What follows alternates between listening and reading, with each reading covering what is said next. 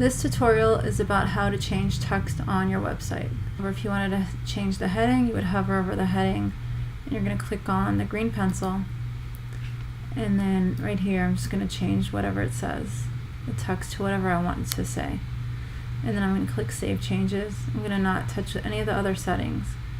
And then once I click Save Changes, I can click Update, or I can click the Preview Change button, and I can see the changes reflected here. So that's going to open a separate web tab right next to it, the one you're working in. If I want to, each of these are their own text block, as you can see.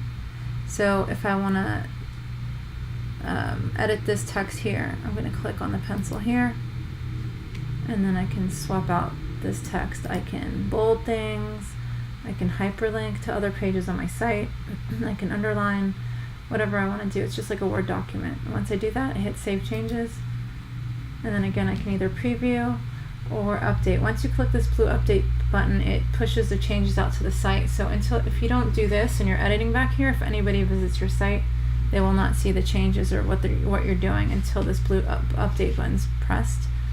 Let's see. Same thing with any of these. You would just hover over it, click on the pencil, and type over it.